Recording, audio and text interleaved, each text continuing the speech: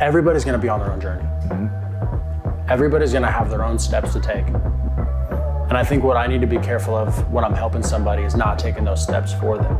Now I say I want individuals to see themselves in their own story, in their own recovery. It's personalized, fits like a glove. But when you have somebody doing great work and they're doing like phenomenal treatment and they're reaching people where they're at in the community, and then you have somebody else that's offering a different type of service, and you connect those two people, dude, you just built a bridge that so many people can cross. Yep. So many people can cross that bridge.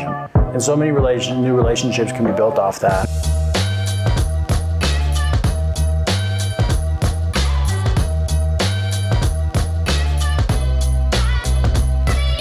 Hey everybody, and welcome to another episode of Finding Peaks. Yours truly, grateful recovering member of society, Chris Burns, president and founder of Peaks Recovery Centers. So grateful to be joined by a friend, colleague, account executive over at Sunwave, human and long-term recovery, dear friend of mine, Pierce. Welcome to the show, my friend. I'm so excited to be here. Yeah. It's so exciting. I was thinking this morning when I was getting up, looking at the mountains, because I'm not from here. As you know, I'm from a little small town in Oklahoma called Davis, home of Turner Falls. And so we don't have these big, beautiful peaks out here. And I'm sitting thinking, and this happens to me consistently. I think, how did I get here? Like, what got me here? And it's not, and sitting in this podcast today, I'm incredibly grateful. And it's not that I feel like unworthy. It's not that I don't feel like I don't have an imposter syndrome, but it's more like, what am I doing here? Like, how did I go from being that young lost kid with no direction, no close tie to my family, no friends, to sitting here, knee to knee with you, looking at pikes. Hey man. Speaking on some experience, strength, and hope. It's a beautiful thing. Yeah. And one of which, throughout my recovery and throughout my professional journey, I missed that opportunity to be present with that. I've talked about it on the show before, but since you brought it up, I was sitting at the conference, maybe I mentioned it to you with Cassidy, and it was like our 12th year of setting up, and I'm 40 now, and we've been out here a while, and it was one of these things where like, it's okay to say like, I made it. Like I'm doing it. And to recognize that and to sit with that and to become witness to that on a daily basis, I think is what creates like a lot of momentum and a lot of really good one days at a time. And what can be like a celebration of life. And I think that's kind of what you're talking about. It's like wow. Yeah. You know? Yeah. I said it last night and I believe in the spot in the big book when it talks about being rocketed. Like I took that very seriously. I want to see what that felt like, you know? And now I just want to share it with people. Yeah, I just want to share it with people and show people that like it is possible to step forth. So when I started my recovery journey, and I'm really looking forward to going through all this. It's funny, I was in the bathroom right before we jumped in and I'm praying. Yeah, I was like, just clear my mind, help me be present. And now I feel like my mind's clear and I'm like, oh my gosh, what do I say? What do I talk about? Here we go, we're jumping in. But there was a piece of my recovery journey that was so important. It was my third course of treatment. And it was right before I jumped in. I had been working at a nightclub as like a bouncer, door watcher, downtown Oklahoma. I was working at a nightclub as a bouncer, washing off tables or whatever. And they came to me and they said, Pierce, we see the work that you're putting in. We want to make you the opener. And what came out of my mouth was, you can't do that. I'm addicted to heroin. And I don't know what it was in that moment of just brutal honesty, but I had a decision to make. There was two forks in the road. There was a fork in the road that I could go on and keep living the life that I was living. I could go on to the end of that destiny, go find my dope dealer, get the next hit, disappoint my family again, but that's okay because I've been living that way for so long. I know what to expect out of this path. Yeah. And then there's the other way. And it's like 2 steps into that path, making that first phone call, and then the rest of it's shrouded in fog. There's no visible line of sight of where I'm going to go. And I had to trust that. I had to trust that. And, for anybody that's like thinking about taking that step like I said, I didn't know what I was about to get into. But because I took that step, I'm like sitting here in Colorado Springs with you. Yeah. You know? Yeah, it's a crazy thing. I remember being at that inflection point too with my sponsor and being like, but I don't know what's down that path. And he's like, yeah, and I can't assure what it is, but what I can assure you is it won't be that. And that was so difficult for me. It was causing so many problems in my life. I came to a point of willingness where I was like, as long as you can promise it won't be that, I'll do handstands downtown naked. I don't give a shit, man. Let's roll. Like, you know what I mean? Like, we're ready to go. Well, like, you say up, we jump. I don't give, you know, it's on. You know, and that's what it was for me. It was like, because I didn't believe. I didn't believe for a second. People really stayed sober. Like the idea, and I've said it multiple times, but like, I'll go to AA with my mom, and I thought it was a novel idea. It was so pimp. So you go in, you're like, nobody drinks for an hour. Well, I didn't know that the other people didn't drink for the rest of the day. Because then my mom would go get a six pack, whatever, and we'd like the thing. But that was cool because she would show up sober and she would leave sober. And that was the only time I saw her sober. So then like you get into this process and I'm like, it doesn't work because my mom still had all these things. And then I meet this subgroup of people hanging out in the Unitarian church that are like just kind of vibing, kicking it, doing their thing. And what was so cool to me was like seeing 25-year-olds absolutely ascending in their lives. And that for me was like, I was like, I'm in, man. I'll follow those guys, you know. How old were you when you got sober? 22. 22. I was at 23. Nice. I know. I always love 22-year-olds that come in, man. I'm like, you and me, we're the same, you know. But it's a good age, but it's a really tough age to get sober because what you're really asking a 22-year-old or a 23-year-old is to cash in their 20s in the way that they may have imagined it or the way that is synonymous with our culture. And that was so difficult about putting down that coping mechanism throughout that really crucial developmental stage of life. Yeah. I think when you get to that point though, when you're miserable enough, you're willing to do whatever it takes to get out of it. And as somebody that has experienced getting sober at 23, it really wasn't like, I mean, gosh dang, when you get down to that point where you're just like so miserable about like everything you're doing, like you've like tarnished like your life. I'm just sitting in the basement of my father's house playing video games for 26 hours a day, you know? There's like no point in my life that isn't surrounded with that stuff. And I think when like one thing that you're really good at is coming at recovery in this way that's exciting. Like you want to like, you pump people up, you get people excited about doing this. Like your life looks good. Yeah. You look like you have something that is worth it, striving for and going for and obtaining. And I think that's that attraction rather than promotion. Yeah. Like we're not trying to push it, like we don't want to push recovery down your throat. I'm going to pivot a little bit. Yeah. Because something that has been in my recovery journey lately is learning that everybody's recovery journey looks a little bit different. It's a tough lesson. It's a really tough lesson, and it actually is like, it's born from some pain in my own life, you know? But when I first got sober, I entered into a 12-step program.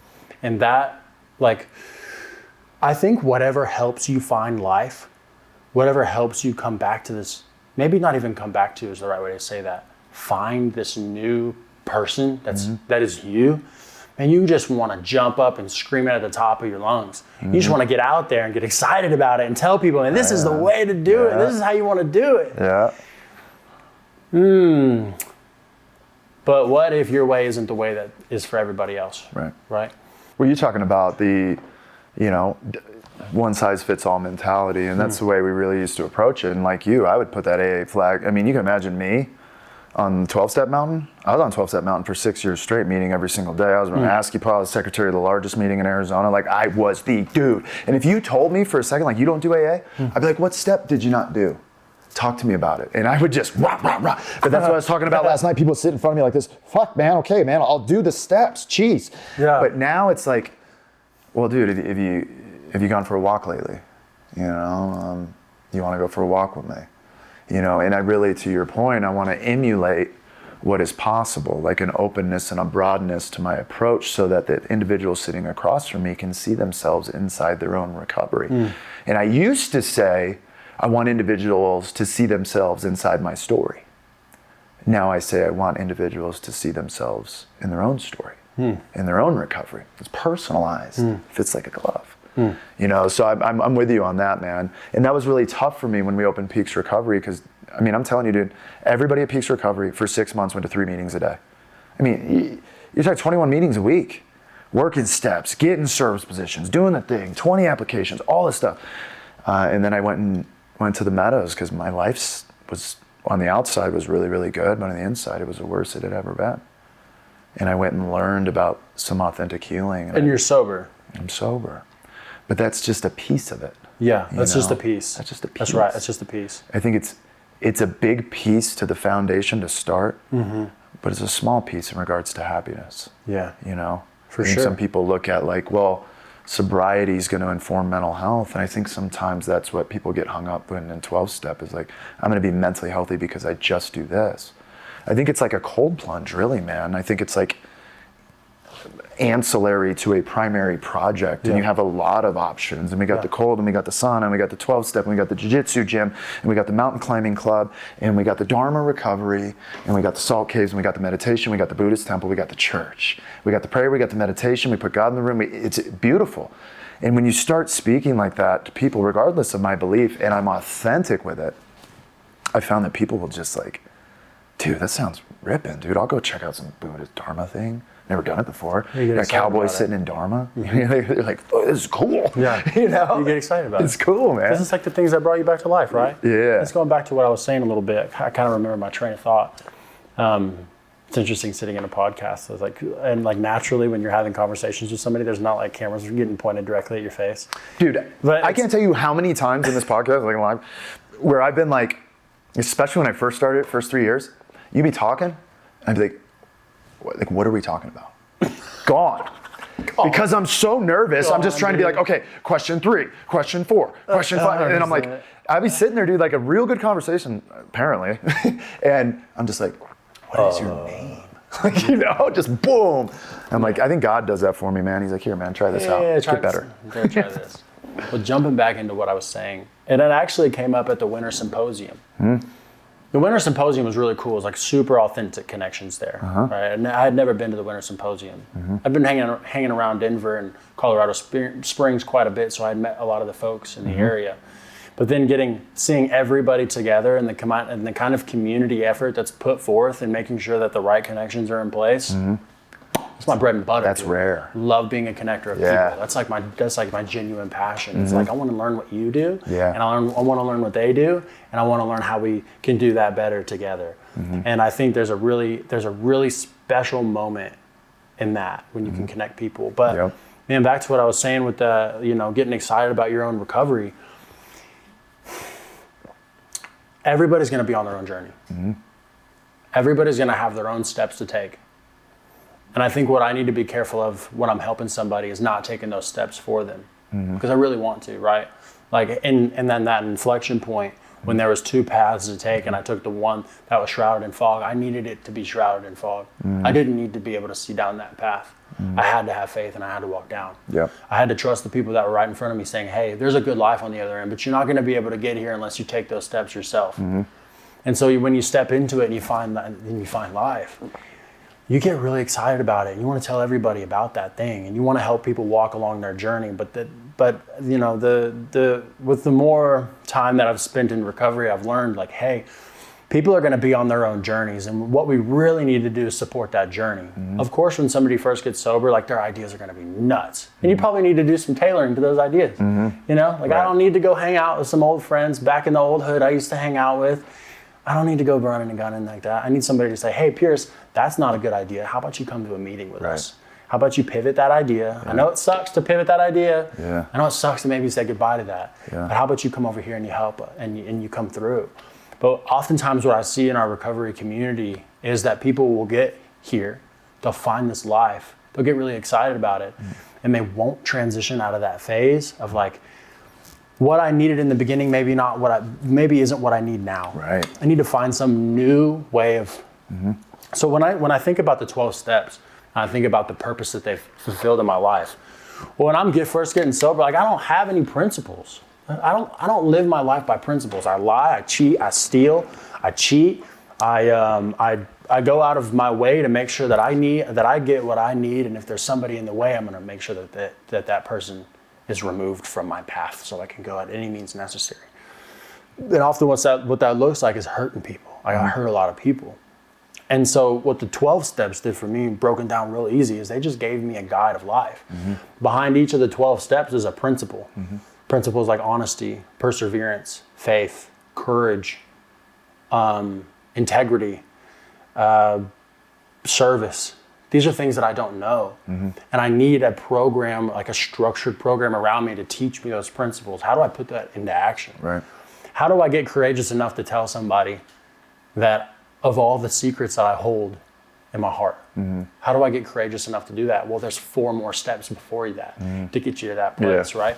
There's 4 more steps you can take before it's time to share all your secrets, right? And I needed that. I needed that structure. And I still need that, right? But as my recovery grows, as my network grows, as my people around me grow, as like we were mentioning, those titans that are around me, those living titans, those pillars that are in my life. How do I continue to grow that? And part of that journey has been learning how to approach people in a way that makes recovery look fun. And I'm not forcing it down their throat, right? I'm meeting them where they're at. And we get to connect on a human level. And that's a part of the journey that I've been on lately. And it's been a lot of fun. Yeah. Trying to find that little piece. I love what you said too, because it's like, when I got into 12-step in my first year, I hope in my 5th year I'm not fighting the same things I was in my first year. Oh, it's a completely different box of goods, and you got to treat it that way. And different seasons require different reasons. TJ, we got to hang out with TJ last night, and I really love. He was an old 12-stepper. He did 12-step for 10, 15 years, and now he's developed his own conscious recovery. It's actually really cool. I think it's great, and he goes on to talk a lot about like great clinicians, like great helpers in this world, are the people that just show up whole and perfect. And that's a lot of the essence of his conscious recovery, is that everybody comes into this world whole and perfect. And then the environment happens and these things, but it's reminding you of that wholeness and perfection. And so he talks about like really great therapists coming into the room and just holding a space of wholeness and perfection. Like I come in and I sit with you in a way that without saying a word shows you, emulates to you, and you receive energetically how valuable you are. Because I know how valuable I am as a human, right?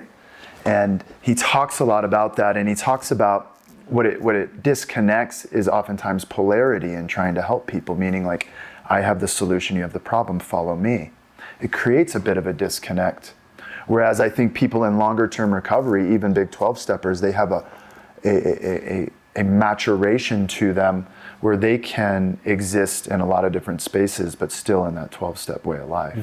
In service to others, picking up my trash, not littering, pushing my cart in, these very simple things, making amends whenever necessary, journaling, a daily, 10th step. These are things that I've done nearly 5 days a week since I left the program almost 10 years ago. Like, they're just ingrained in my life. And those are the components that I continue to share with others. It's like community, service, integrity, perseverance, honesty, courage.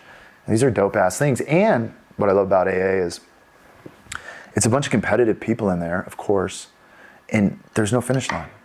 You know what I mean? Like, you have so much integrity, like you won. Right, you do so much service that you just serviced yourself out. Yeah, so like you're so honest, like you're right there. Yeah. And that's what kept me coming back for more. Yeah. Which is really cool. Yeah, I think I too need to be very careful in what I'm saying, because I know today what the words that come out of my mouth are as somebody that's stepped into this journey, the words that are coming out of my mouth can be very dangerous to the newcomer potentially. If I'm misrepresenting something, man, that can be very dangerous to the newcomer. If I say, man, you don't have to go to the meeting every day. Right. I don't go to a meeting every day, and so that must mean you don't have to go to a meeting every day. And my strongest words of encouragement are, when you first get sober, you need to do every single possible thing you can do to get yourself involved in every single way. I don't think there's a time limit on when you can start to be of service. In fact, I know there ain't no time limit on when you can be of service. Yeah. It would be like a time limit on feeling good. That would be a time limit on feeling good. You want a time limit on feeling good? I'm trying to help you feel better. Actually, it's taking out the trash at my clubhouse. Something about it, man. That was like the thing that connected me to the people in that group. Yeah. Service changes over time. Yeah, you're the ticket guy, you're this butt guy, or you're the coffee guy. Like I was the coffee guy. Yeah. If you're making coffee, man, you're the dude. You can get to know everybody. You just know everybody. That's cool. So, jumping straight into how old were you when you had your first kid? I was 19. 19. That's cool. Mm-hmm. All right. So your oldest is 7? My oldest is 8. 8. Okay. Boy? Yep. Okay. And you have 4 kids? I have 3. 3. 3 boys. Let's go, dude. I was raised like an that. 8-year-old, a 5-year-old, and a 2-year-old. Okay. They're a whole lot of fun, man. Yeah. And my first one was born in my addiction. Really? Yeah. My second one is my second one, I was 6 months sober when he was born. Mm-hmm. So conceived during my addiction, but I got sober. And that was a really interesting thing to have to try and navigate. Like, how do I live in sober living, but also be a dad? Oh my gosh, man. I had all this. I was talking last night about it to somebody, and I was like, man, I used to do it when I went to treatment. I'm like, my mom, she was the worst. Yeah, I did heroin with her, and she did drugs and all this. And then I only come to realize, like, everybody's doing the best they can, man. And she had me at like 19, 20. So like, she kept me alive. Yeah. I feel like that's a really big deal at 19 or 20. Mm-hmm. Like me at 19 or 20, like I don't turn the bathtub off. Like I'm not in a good place. And so shout out to you for being here with all your kids, man. Oh, buddy. It's and very quickly after that, you found your recovery pretty quickly. Actually, I did like a little foxhole prayer. Okay. With my first, before my first son was, before we ever found out he was pregnant. I'm going to dig a little deeper. This is that piece of the honesty in this show. I love it. That I want to get out there, because I think there's something really genuine about being open and honest about things. And so I found out I was living with my mom for most of my life, and she just couldn't handle me anymore. And so she sent me over to my dad's house. My dad is a flight attendant, and my dad has quite a nice home. I mean, he's pretty big, but he's gone 5 days a week. And what does an 18-year-old do with a father that's not in his nice home for 5 days a week? I threw some rager parties. Threw some ragers. And it was one of my parties that I just separated myself from the group. It was all kind of crashing down around me. Like that lifestyle it's not sustainable, man. It's not sustainable. After a while, it doesn't feel good anymore. It's not fun. After a while, you're doing it just because, I really don't have any control over why I'm doing it. I don't even know why I'm doing it for the most part. I don't like most of these people in my home, but I'm doing it anyway. And my girlfriend, she comes home, and I'm like tripping acid, with all these people in the house. And she's like, Pierce, I need to talk to you. 2 weeks before that, I had a foxhole prayer. I had stepped away from one of the parties, and I prayed, God, send me something to get me out of this life. And so about 2 weeks later, she came to me and she's like, Pierce, I need to have a conversation with you. I just found out I'm pregnant. And so you can imagine 18-year-old Pierce, like tripping. Yeah. Just this whole house full of people. I don't know what I'm going to do. But in the moment, I just knew that was an answered prayer. The worst of my addiction was yet to come, unfortunately. He's 8 and I'm 5 years sober. The worst of my addiction was yet to come. But it started, it was like kind of like the catalyst that pushed me into it. And so being a young dad has its difficulties, right? Like there's a lot of pieces, there's a lot of things that I would change if I could. Like being a single dad is difficult. I don't get to live in a home with my boys. I get to spend time with them and they come and stay with me. But I don't get to be there day to day. And that's hard. Yeah. That's been difficult. And when my second son was born, I was in sober living. That's not ideal. That's not where I saw myself. And then my third son was born. And like I said, I'm a single dad. And that has its struggles, but I've surrounded myself with men that are in the same vein, on the same journey with me. And what what I've learned is all this stuff is happening for a reason. All these things, all these pieces, all these gifts. I have these gifts in my life for a reason.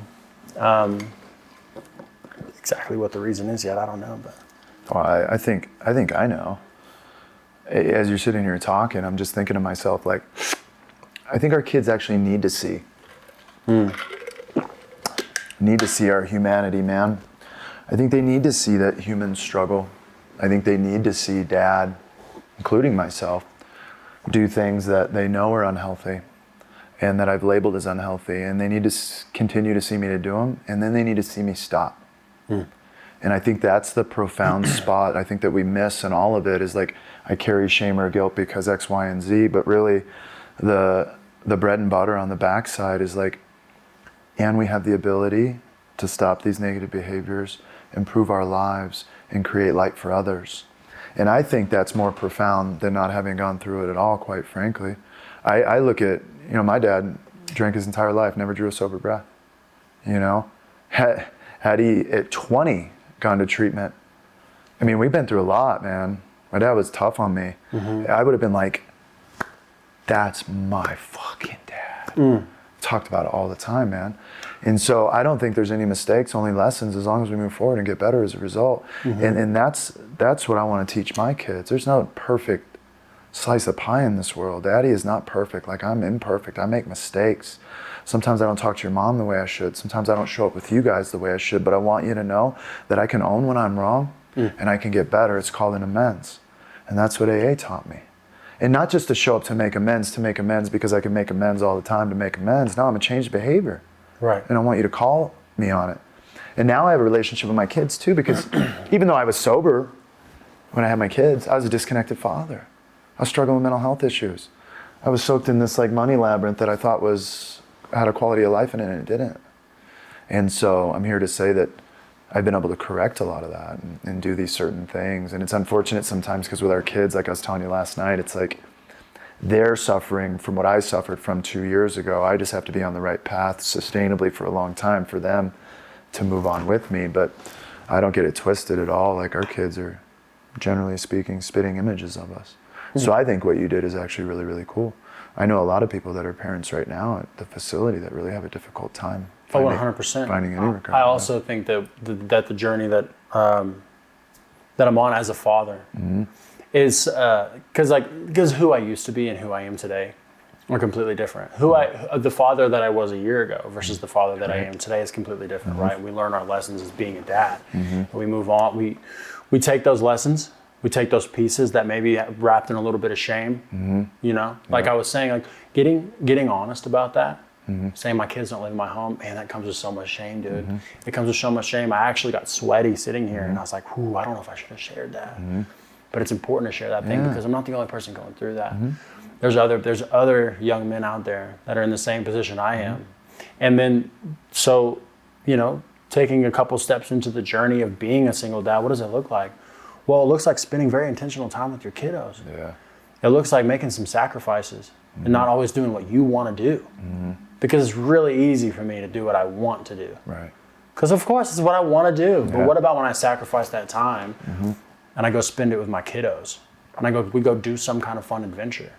Or I sit down and I teach them the lessons that I've learned in a very very fundamental way. But I get to take the experiences that I've had through life, with them, having them, walking their journey with them. I get to share that with them, and I think all together build this beautiful bond that we have as a son and father, and grow together. I'm gonna pivot just a little bit, because when going back to stepping into sobriety, I never thought things like this would be possible today, right? And something that I shared with you recently was music. Yeah, bro. Shared some Get music out of here with that shit, man. Tell the people. Yeah, tell the people about the music. Dude. Unreal. Here's the cool part about let me know how, Here's the cool part about stepping into that fog. Things are going to happen in your life that you weren't expecting. When did you start playing music? Beautiful things, man. I started playing the drums before I could write my last name. So just fuck. And I remember that. That's cool. I got my first drum set, like a really childish drum set, when I was for Christmas one year. I had to have been no older than 5 years old. Okay. And my mom and dad, they put me in guitar lessons, which is funny. I had that drum set at home, and I had a guitar at home. They thought I might be more interested in the guitar, so they put me in the guitar lessons. And in that lesson, that very first lesson, he taught me how to spell my last name. He told me I needed to clip my fingernails so I could play the guitar right, and taught me how to spell my last name. But the whole time through that lesson, all I could hear in the back was the backbeat of some drums. Boom, boom, boom, boom. And I told him, I was like, I want to know what that is. And he's like, okay, we'll go check it out after this lesson. He opened the door to those 2 drum sets. One was blue, one was white. And there was my first drum teacher was sitting in there. His name was Bill. And Bill was, dude, his double bass work. Just the dude. Top notch. Yeah. Heavy metal. He's a heavy metal guy. Yeah. Played in a heavy metal band. They were in a touring band. And when I locked eyes with him, locked eyes with those drum set, and that's it. He taught you. That's my passion, like my true passion. I've been playing since I was probably 6 or 7. Mm-hmm. There's been some off times in there, you know. Mm-hmm. There's been some times where I stopped playing for a couple of years. Mm-hmm. I just kind of like lost the passion for it. Right. But it never really left me. I think, and then so in playing drums, going through life, dude, one of the times that I put it down was through my addiction. Yeah. I put it down. It was the only thing that I didn't sell.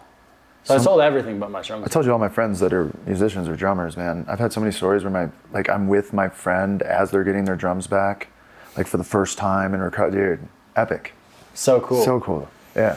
But growing up, I either wanted to be a rock star, a Power Ranger, or an Imagineer for Disney. It'd be so cool to be a rock star, dude. So you hear me talk about you. Yeah. I'm like, dude. Yeah. It's so cool. Turns out I'm not going to be a Power Ranger. Yeah. Probably not this year. Not going to put the work in. Not going to put the work in to be an Imagineer for Disney. Yeah. But I'm on this like little journey of being a rock star. Yeah. So the Daniel Card Band. Mm-hmm. How did you say you were going to tell me? How did that come to be? Mm. And they are groovy, you guys. I'm telling you right now. And I'm pessimistic at best with your playlist. And so I know, man. Like, come on. I was like, but like you sent that through, and I'm like. And you caught me at the perfect time when I'm in the sauna. I like to listen to books, and I like to read inspiring shit, and I like to listen to new music. And you hit it, and I just hit it, and I was like, so the Daniel Card Band, man, this is great. They just released their album. Every song's good, but there's like 8 bangers. Tell us about it. There are a few bangers, man. Yeah. So, our lead singer, our group kind of knew that Dan was looking to play with some guys. And so he hooked up with our guitarist, Brooks. And him and Brooks started to go play different shows around Oklahoma. Just little small things, little like acoustic gigs. Uh-huh. And then Brooks and I ran into each other at one point. He knew I played the drums. I knew he played the guitar. So he's like, why don't you come and join the band? So we joined the band. The bass player got pulled into it. How long ago was that? That was probably 3 years ago. Oh, wow. 3 years ago. So we all got linked together, and our first practice was in the sober house garage, and in the sober house that I was managing. That's right. We didn't have anywhere else to practice, so we practiced in the sober house. That was. And so we were all sitting there, and we coined our name from where we all got sober. Mm-hmm. It's the Daniel Card Band, and it's the Daniel Card in the class of '39. And if you know, you know. If right? you know, you know. If you know, you know. That's cool. And so we were sitting there in our little first practice, and Mickey was like, you have 2 years sober. You have 2 years sober. You have 1 year sober. I have 35 years sober. We have 39 years of sobriety combined in this band right now.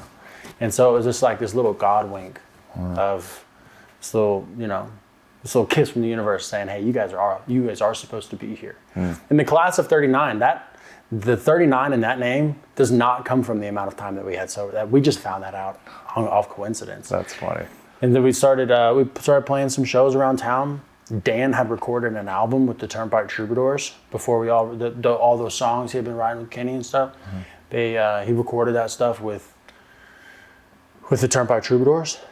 And then that's when, after that album came out, we all kind of had linked together, started playing shows, slowly but surely, writing all this music that's on the newest album. Mm-hmm. And we've been playing that music for a year. What's on the album? Mm-hmm. Oh, cool. I'm sorry, about 2 years. Oh, wow. 2.5 years we've been playing that music that's on the album now. so we've taken all that stuff, and Dan put all the investments necessary to create a professional album, and here we are. Yeah, even the album cover I think is like the couch is dope. Like it's a yellow couch. The album name was supposed to be Things That Don't Belong. Really? And so we took all this like crazy random crap. That's brought cool, it out to man. the forest. It's cool. Set it up. Everybody's got to listen to it, man. I'm a fanboy. Yeah? We're here for it, It's a lot of fun. That's freaking cool. And the story makes it even cooler. So I'm just going to summarize what you said, and then I'm gonna rep the album. Yeah. That's dope, man. How long did it take to actually like get in the studio and like... The studio time took like 3 weeks. Like front to back? Because you guys are really well versed in the songs. We're super well versed in the songs. Whereas if somebody's writing new music and they're going to produce it, I'm sure people that have like tons of resources, they just write in the studio and fucking get in there and just get after it. Yeah, man. Yeah, that's so cool, dude. Yeah. And that music stuff, man, that plays a big part of like one of the things that I'm really passionate about is helping young people find that like there's gonna be so much more to your recovery than what you think is gonna happen. Whatever you think is gonna happen, toss it, throw it out. That's not what's gonna. I mean, like if you were to write on a list what your life was gonna look like on your like third day of being in rehab, for sure. Write out that list. Dude, just throw that list out the window. It's not gonna look like that. Yeah, you're gonna undersell yourself. Super undersell yourself. You're like, I will die a house manager. And you're like, wait, what? What? Yeah. It's at $10 an hour, please God. You know? $10 an hour. So I'm just like, man, if I could just get it to 15. I know, man. It's different when things weren't as expensive when I got sober, but you know, you could make minimum wage, which was $7.25 an hour back then, and you could basically split an apartment with somebody, and that was it. Minimum wage and split an apartment. And I take that back, man. His mom was paying for a bunch of shit. Yeah, that's not possible. That's not possible. Yeah. So I love that, man. You got the music, and maybe to your point, you know, 5-10 years from now, it's like you're doing this music thing, and it's in recovery, and it's this nonprofit, and who knows? I really believe the sky's the limit when you have passion and purpose driven into it. Mm-hmm. You know, passion and purpose is what's been driving it. So how big? What's the biggest show you guys played? Like a couple hundred people? Yeah, we played a show of 250 people at a place called the Goddard Center. Okay. It was our first ticketed show. Really? We have a lot of family and friends and, you know, some people that we've reached in the community up to that point. We hadn't even released the album yet. We packed out the Goddard Center, 250 people. That's dope. Talk about stepping into uncomfortability. Yeah. I'm telling you, man, there's something about like getting in front of... Growing up, I was super shy, really, really shy. Like I've always been pretty shy. That drum set has made getting on stage, speaking to people, talking to people, something that like has become more natural. Because when you get on stage, man, we get on stage for like 3-4 hours at a time. And luckily I have that drum set in front of me, right? Yeah. I'm not the lead singer that's got the full, I can hide behind my drum set. Yeah. But like playing the drums and pursuing that passion and getting ourselves in front of people and then getting all the way up to that point where we played a ticketed show at Goddard in Ardmore, Oklahoma. That was kind of like this pivotal moment. But something really interesting happened to me there.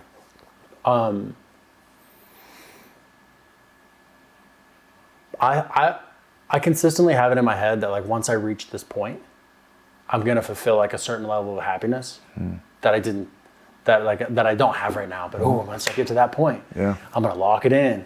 We played Goddard and it was a lot of fun, but it was like, what's next? Yeah, but I think, you know, when you get to a point, it's always like that.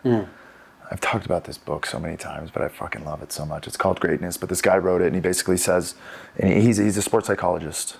And anyway, the ethos of it is that greatness is defined as selfless exceptionalism, and it's not what you have or what you've done, but it's what can you do with your God-given ability to make the world around you a better place. And that's speaking of like people that are in the upper echelon of their field, the highest of the high, the 0.0001, the billionaires, the people with the pot of gold, all the things, the ascension. You turn on the TV, everybody's trying to get there. Everybody wants more. And they're trying to get there. I remember I used to be like, I'd make a huge paycheck, more than, you know, and then I'm like, I'm already spending the next one on a spreadsheet, and then I'm spending the next one because I earn more. And so I think sometimes it comes down to like being connected, you know, and being where your feet are. And that's why I always talk about Eckhart Tolle on the show, because he talks about suffering outside of the present moment.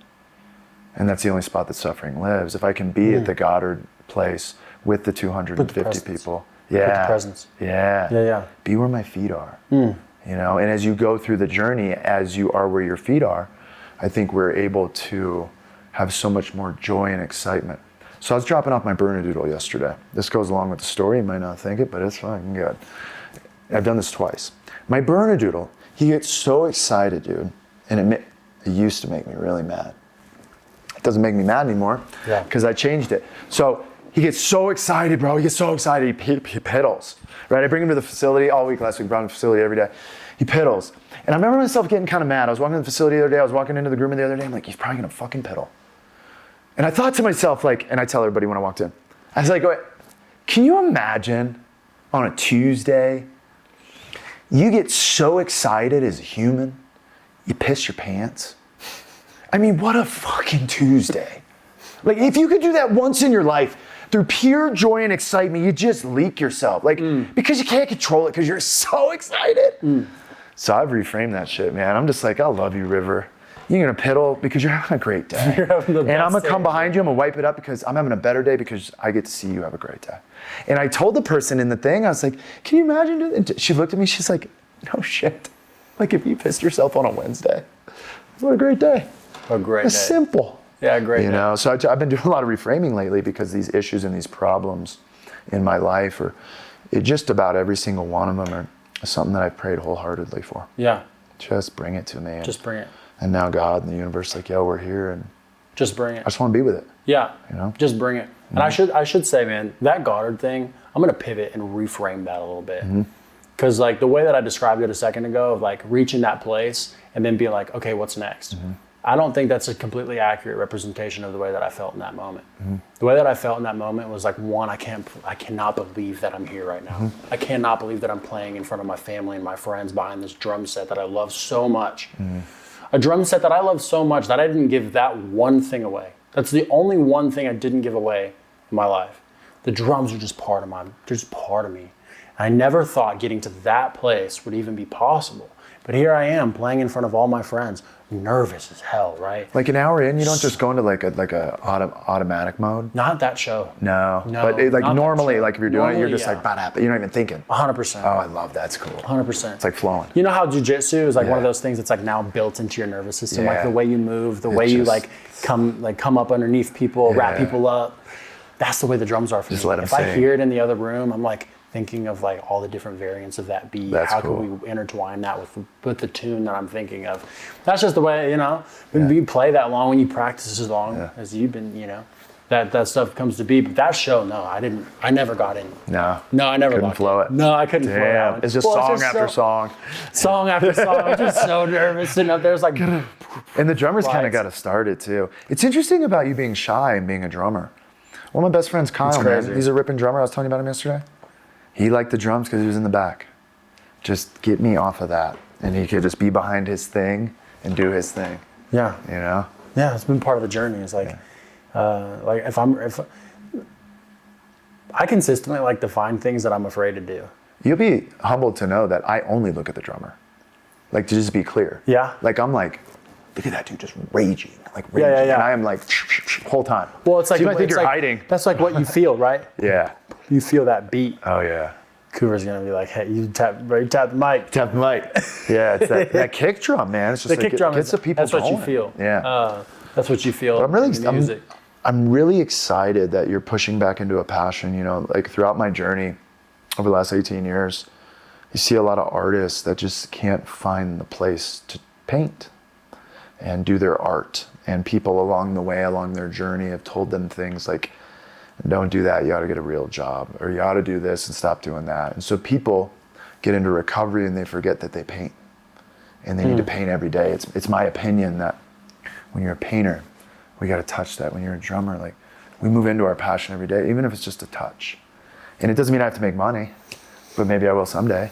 Maybe. And that's okay. So I'm just really big on the artist community, like building them up and like, because you talk about the guitarists and that's these sad stories, man. And I read into people's memoirs and I'm so intrigued by people that play music and how they get there. And and how they're able to speak through their music, and sometimes they're not able to speak in any other kind of setting. It's very interesting to me.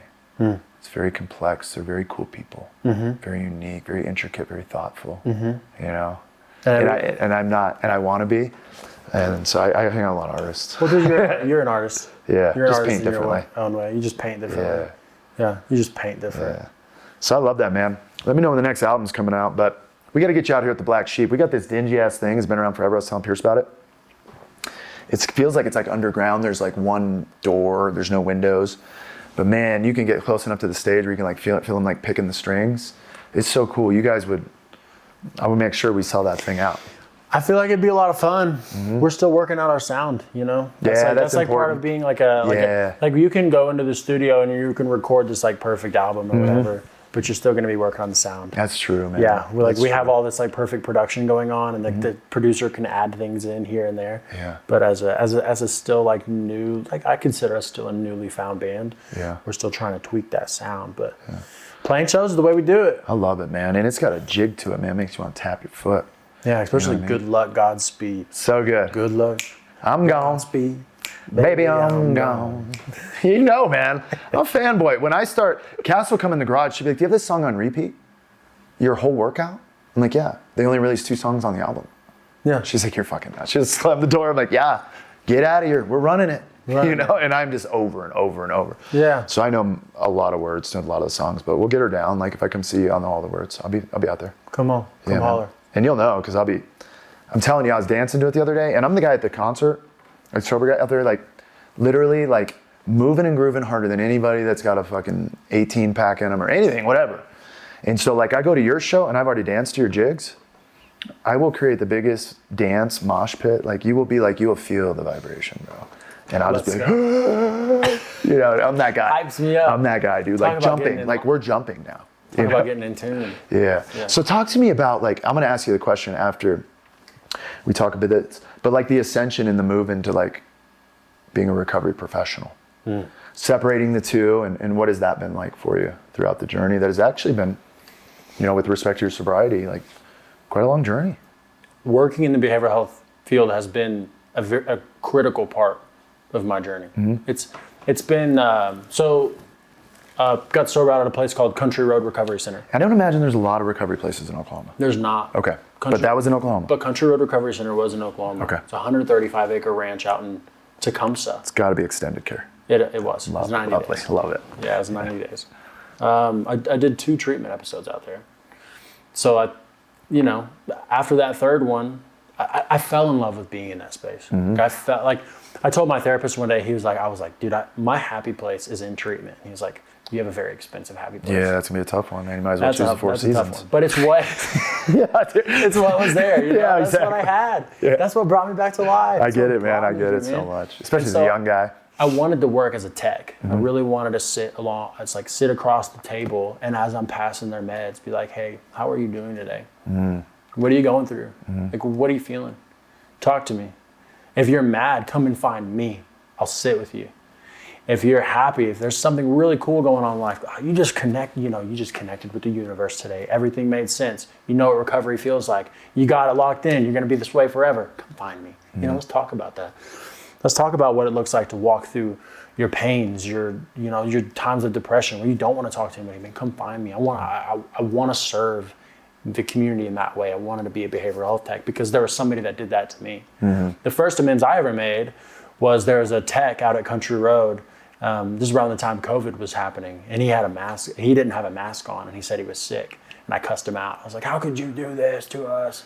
I didn't think there was COVID in Oklahoma. There was COVID. No, there wasn't here any spraying. No, just kidding. No, just kidding. But he walked me through that, helped me see like, hey, when you're ready to come and talk to me about it, come and talk to me. We'll talk it through. We'll figure it out. So I slammed the door and I was out. But I came back to him and he taught me what making amends was. It's just those pivotal pieces of working with people people in treatment, working with those that are going through treatment. There was something about that connection that I just was drawn to. And so after I graduated the program about 8 months later or so, I was invited back to be a behavioral health tech. Sweet. Yeah, it was a lot of fun. So cool. So I got to serve in that way for 4 months. I got to be part of that community. I got to be back where I got sober, like pour into those people. And fresh, and you're really valuable at that level. Really You're valuable. super valuable. Because you're alumni, I mean, dude, and you just, getting close to a year, like, they could miss my information, but someone like you shows up and they're like, oh shit, okay. You know it sucks here sometimes, right? Yeah. And I'm back in my happy place or whatever. Yeah, exactly. Why do you think people feel so good when they're in a good treatment program? Well, I can speak for myself. Yeah, why do you think you felt so good? I felt like I finally found my people. I was treated with respect. Yeah. I was treated with love. I was treated with compassion. Yeah. Forgiveness. Yeah. They treated me as somebody that had integrity when I had yet to ever figure out what integrity actually was. And they spoke to me. They spoke my language to me. They said, hey, Pierce, you're not okay right now, but you're going to be. And it's okay not to be okay. And they taught me that. Yeah. They taught me that. They spoke the language of the heart. Yeah. They taught me what that was like. It's interesting because the same way that the same reason you thrive in recovery today is because the same reason you thrived in treatment. It's the same thing. It's the same thing. I have to be seen, valued, heard in community. It's just unfortunate that when I get to a place like Peaks Recovery or the place out in Oklahoma, I haven't been seen, valued, heard, or anything outside of my family for years. Yeah. I have to have that in community. It feels good, dude, to know I'm valuable because I kind of threw myself away and I feel like, you were trying to kind of throw me away. Yeah. So it's a seen, valued, heard. And now you're in treatment. And I remember going back for my third time to the same place. I'm like, I just was here. I had an inability to create community. I didn't have the value.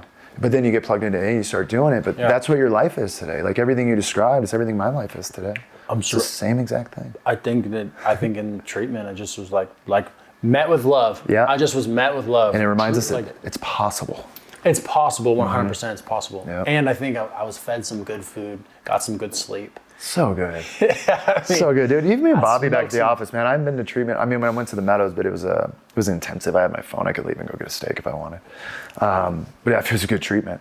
But Bobby and I talk, we wax about it 18, 20 years ago. This hike and that story. And it's like, because I didn't go to traditional college. I often ask people to go through college. I'm like, what was that like, man? What's been the time of your life? Like you move away from home, you get autonomy, dad gives you $200 a week, you can get some fast food, whatever. Like, what is it like?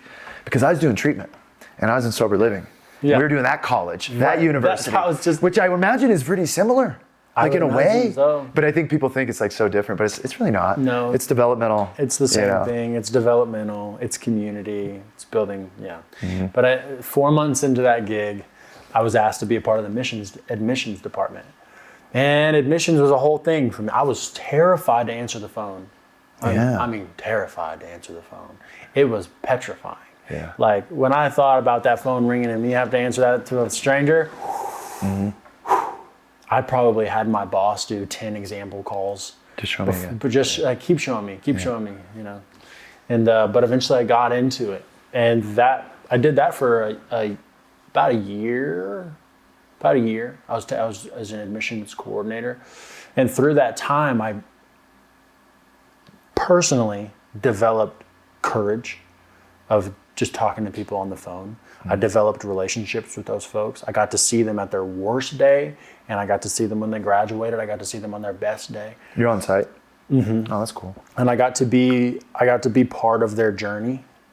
I got to be the one to say, hey, you're not okay, but you're gonna be okay. And it's okay not to be okay right now. You just trust me and grab my hand and I'll walk you through the fog that you're in right now. I got you. Yeah. Reach out. It's up to that person if they're gonna reach out or not. All I can do is make sure that I hold the space. And that's what I did as an admissions coordinator. I just held the space that made recovery possible. And so after some time of being an admissions coordinator, I got asked to lead that department. And then eventually as kind of graduating from that program as the senior director of outreach. And so I moved from behavioral health tech to admissions to outreach.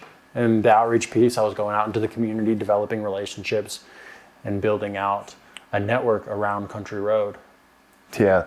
I told you that on your 30th day of sobriety. You're going to go network build Forget about it. pipelines, connections, relationships with new people, build trust, talk about recovery, I mean, that's like, Again, that's the sauce. Again, it was this scary thing that I didn't know how to do.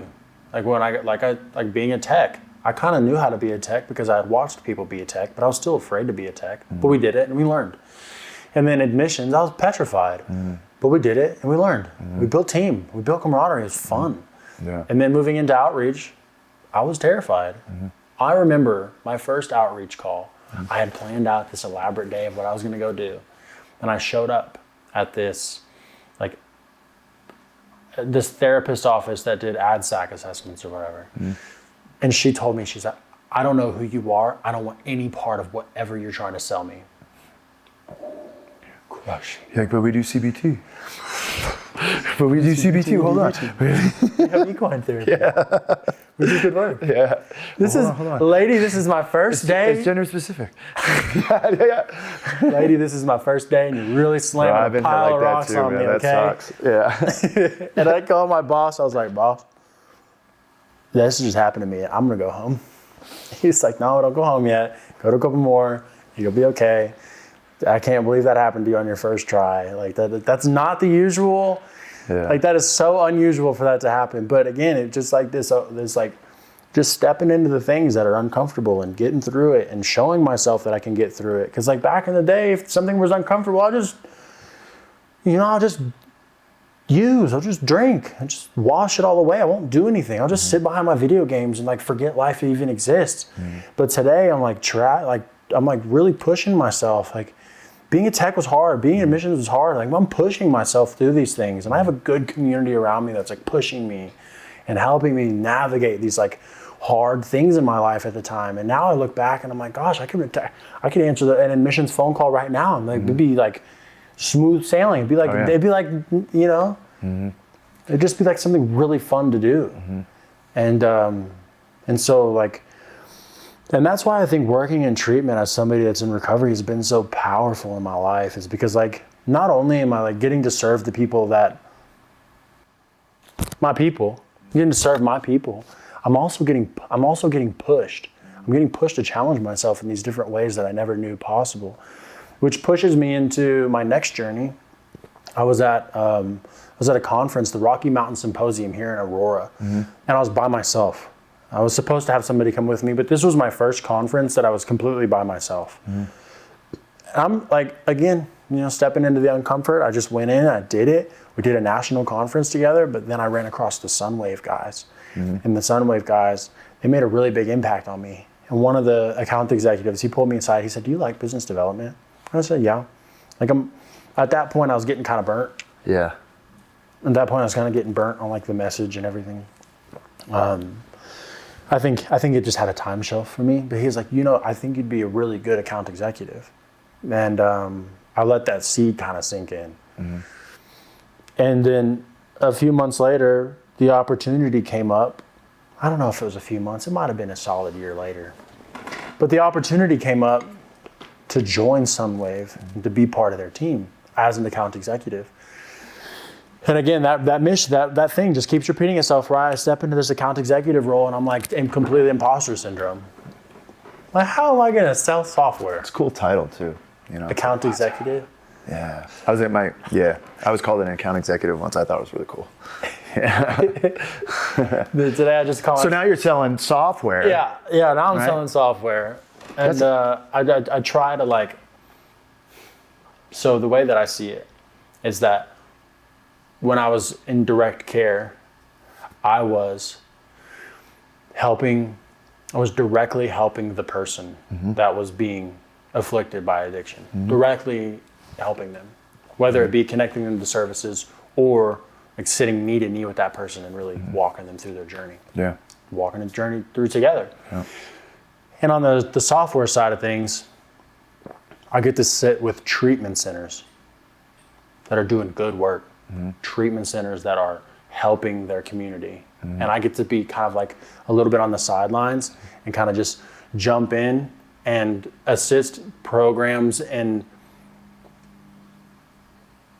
helping them increase their capacity to reach more people in their community. Mm-hmm.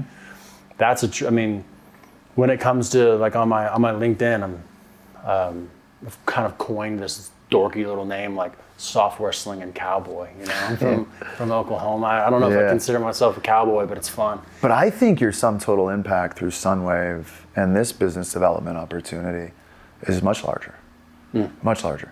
Because like even our program, you're not even a client, but we will be. But like what you're going to do from an operation, I talked about it last night, from an operational excellence perspective. You know, I had 12 companies doing what Sunwave's about to do a year ago. It's just extraordinary, an extraordinary lift. And from an operational perspective, it's messy, it's dirty. From a billing perspective, from a client retention, from an alumni, from an AR, from all the things that go into it. And some people don't think like, well, this is serving others. Well, we serve people. You guys serve great companies. And you help us be more efficient, more dialed in so that we can serve more people. And it's interesting too, because the people that you all hang out with are doing good work. You know, for the most part, the people that I've met, you know, they're putting their best foot forward. And I think that says something not only about the Sunwave team, what they've created, but your existence within that platform, which is really, really special. It's just another lens to look through. That's what drew me to the company in the first place. What drew me to Sunwave in the first place was the people that were working there. Yeah. They met me with such authenticity. And so, I've stepped into software sales, which I never really imagined myself in software sales. Like I'd go to these conferences and I'd be like, that's a software fella. We're gonna dodge that guy. Because I know what's coming. I'm going to have to tell him no. I don't really want to tell him no. That's so funny. Sometimes I want to say things and I don't, and it's good. Yeah, just like, you can't say that. I can't say that. Fair enough, dude. Fair enough. No, but the Sunwave people, they're looking great. They were really just their impression on me was impressive. And so, like as somebody that's coming from direct care to software sales. I feel that I bring this like different, kind of like I feel like I'm bringing a unique value to this. Like I want to create the community necessary around us to build not just the company, not just Sunwave, dude. When we rise, I want everybody that we're helping to rise with us.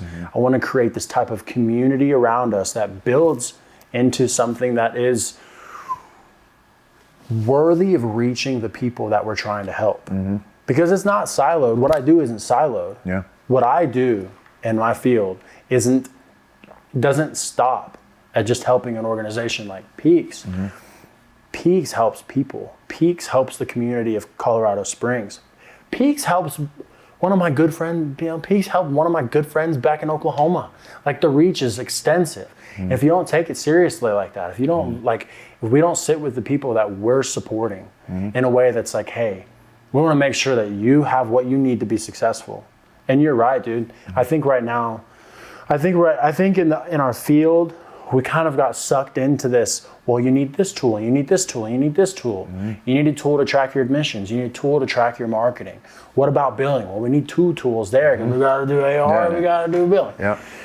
We need to track all of our financial piece. So now we need like a financial module or whatever. Of course, we need our EMR to track clinical documentation, but what about our AI? Now we need another piece for AI. Yeah, dude. And we just got sucked into this as an industry. We got sucked into this idea that I got. And then they open companies like, what would be synonymous? You just can't say their company name. But then they open companies that just literally link it all together. Dude, this is another company. You know how some but we're so efficient in like just tying it all off for you. You know, it's a while, man. But it's you know how it was put to me the other day? Frankenstein still looks like a person. It sure does. The Frankenstein ain't a person. So do our cell phone towers, man, which weren't built for this type of. They're like those things are leaning over. Meanwhile, Elon Musk got satellites in the sky. These things are like they're not going to be here very long. So. It's all that stuff, man. And that's what inspired me about you guys and inspired me about the relationship. And as I told you guys last night, I don't think I ever said this, but I didn't want to go to the dinner. But the way that you met me at the door and what you said to me was profound. And I was like, man, get over your shit. And I was able to sit down and settle. And it wasn't because I don't like engaging with people and having conversation. I was just in a very, very intense time in business and things were really uncertain. And so in those moments, I tend to like really go inward and try and control all the controllables. But I was grateful that I got outside of my comfort zone, went out that night, because it's been an extraordinary connection ever since. So much fun. Yeah, it's been so cool, man. And you're really making a footprint here in Colorado. We want to get you introduced to more people. And it's not necessarily about, getting Sunwave introduced to this program. It's about getting great people together to see what can come of it. It's about building bridges. Yeah, man. It's about connecting people to people. Yeah. It's that passion, dude. Yeah. Because when you have somebody that's doing great work, like I said, I've already said this, but when you have somebody doing great work and they're doing like phenomenal treatment and they're reaching people where they're at in the community, and then you have somebody else that's offering a different type of service, and you connect those two people, dude, you just built a bridge that so many people can cross. Yep. So many people can cross that bridge. Yep. And so many new relationships can be built off that. I mean, like with TJ, excuse me, with TJ, that connection is beginning to blossom. Like you introduced me to him at the Winter Symposium. Now we're connecting here at this like crazy cool workshop in Purple Mountain. Yeah. And him and Dustin have really hit it off, That's cool. Both from the Bay Area. What I love, you remember back, Dustin would remember because he's probably my age, about maybe younger. So we used to do these things back in the day in elementary school where we would do these time capsules. Yeah. And we would write, right? Because you couldn't just do a podcast and record it and like just pull it up later. So we do these time capsules and we bury it in the ground, and then like 20 years later you come and you open it up and you're like, Becky said she was gonna marry Corey. It's this crazy thing. Yeah. Well, now we got Finding Peaks and we got a podcast. So if I were to ask you, and I wanna encapsulate the show with this, because maybe we'll be able to bring it back up in a decade.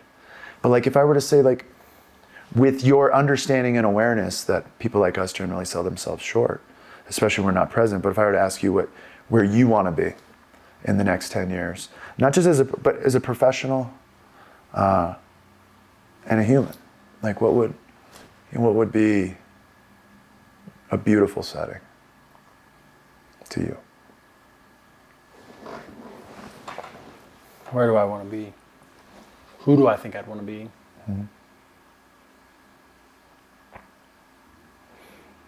I want to be somebody that leads troops into battle. I want to be at the spear tip. I want to pave the way for people who are saying, I don't know where to go. I don't know what to do. Mm-hmm. I don't know who I am. I want to make sure that when somebody is reaching out for help, they have a clear pathway to that help. Mm-hmm.